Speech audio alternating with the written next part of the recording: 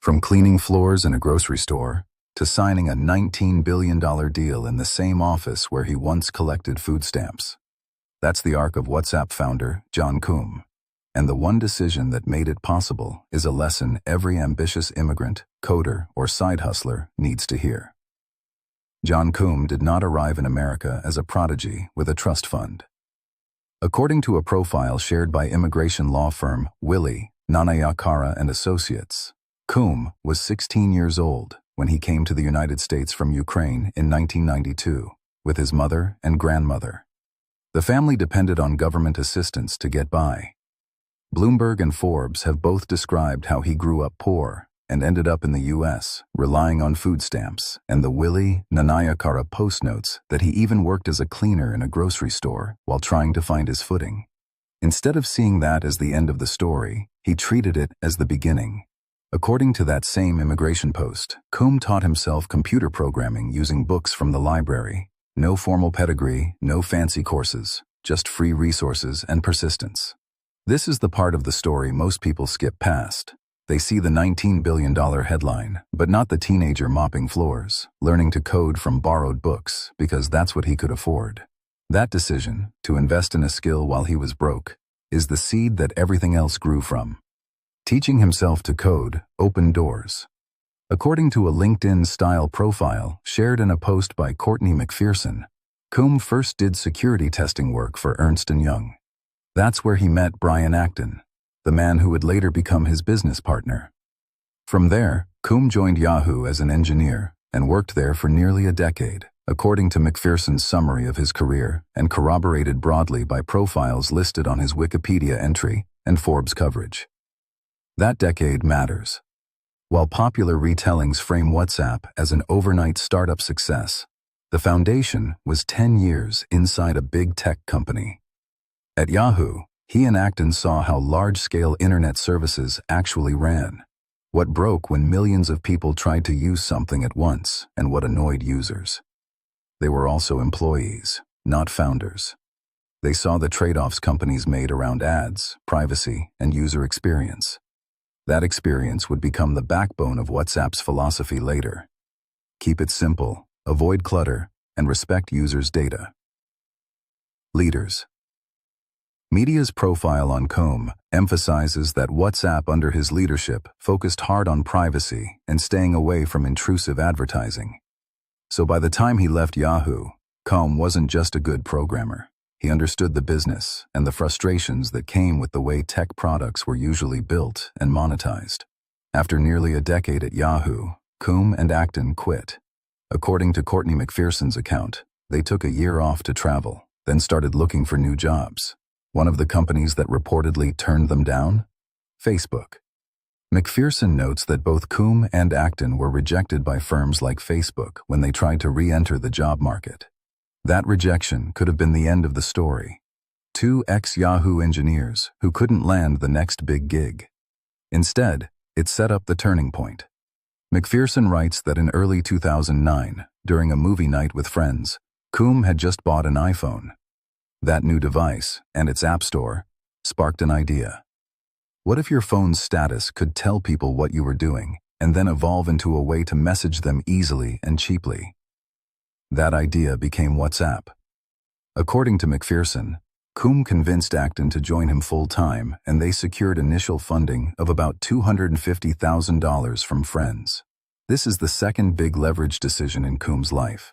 When the traditional career path shut the door, he didn't keep begging to be let back in. He pivoted and tried to own something instead. He used what he had, a new iPhone, 10 years of back-end experience, and a co-founder he trusted, to build a product they controlled. WhatsApp launched in November 2009, according to McPherson's post. In a world already full of instant messengers and texting, Coombe and Acton did two things differently. First, they focused relentlessly on simplicity and reliability. Leaders. Media's profile notes that instead of bloating the app with features or ads, they concentrated on making it fast and functional. The business was founded on two principles: no intrusive advertising and strong user privacy. Second, they let the product grow quietly, user by user, instead of chasing hype. And it worked. McPherson reports that by 2014, WhatsApp had more than 400 million users. Leaders Media cites that between April 2013 and February 2014 alone, right up until the acquisition, WhatsApp added around 265 million users. That is hypergrowth at global scale. WhatsApp became especially powerful in markets where SMS was expensive and unreliable. A simple app, a tiny team, and almost no marketing were beating telecom giants and big tech messenger products. The contrast is sharp. At the front end, users saw a clean chat window. Behind the scenes, a decade of experience at Yahoo and a clear philosophy: build something useful, respect users, avoid clutter, were pushing growth into the hundreds of millions. By early 2014, WhatsApp had become too big to ignore.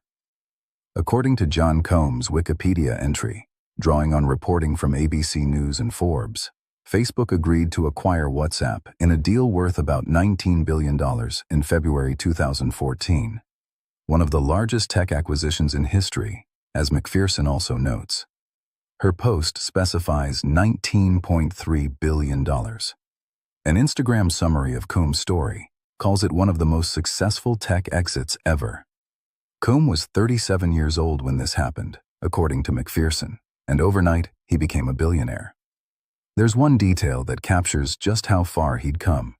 The immigration law firm Willie, Nanayakara and Associates notes that Combs signed the Facebook acquisition paperwork at the very same social services office where his family had once stood in line for food stamps. Picture that. The exact same building, the same bureaucracy, but a completely different balance sheet. From a teenager relying on government assistance, cleaning grocery store floors and teaching himself programming from library books, to signing a $19 billion deal for a product built around a simple idea and strong principles. That wasn't luck. It was compounding decisions. Learn a skill, use it to get experience, turn rejection into ownership, and then apply a clear philosophy at scale. The story doesn't end with the sale. According to Leaders Media's profile on John Combs, both Combs and Brian Acton stayed on at Facebook for several years after the acquisition, helping run WhatsApp under the bigger company's umbrella. But the culture clash that had always been possible eventually showed up. Leaders Media reports that Combs and Acton ultimately left because of disagreements over advertising and user privacy, the very principles WhatsApp was originally built on. They didn't align with Facebook's push to monetize WhatsApp more aggressively.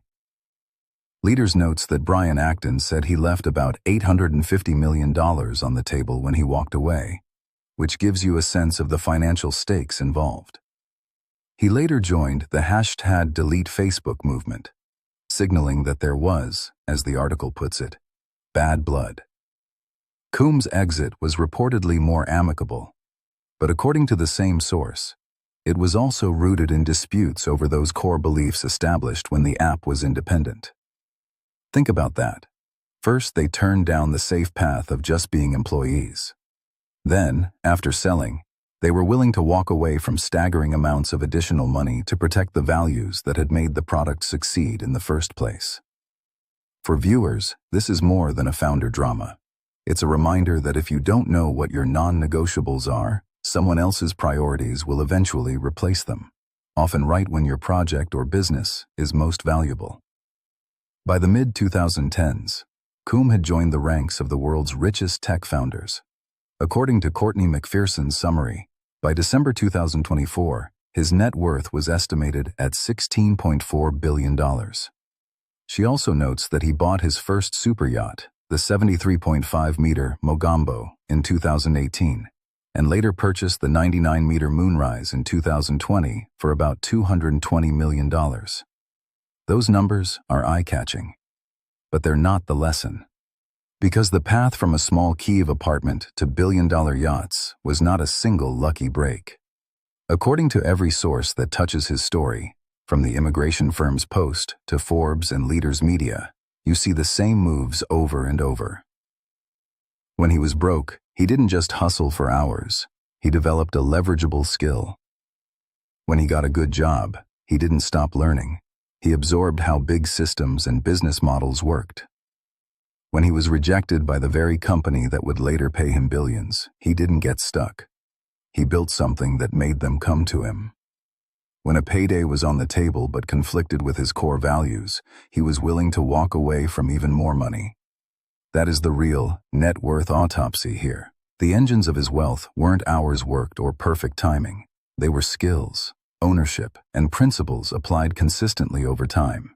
John Combs' journey from cleaning grocery store floors on food stamps to selling WhatsApp for $19 billion shows that the biggest wealth moves aren't about working more hours.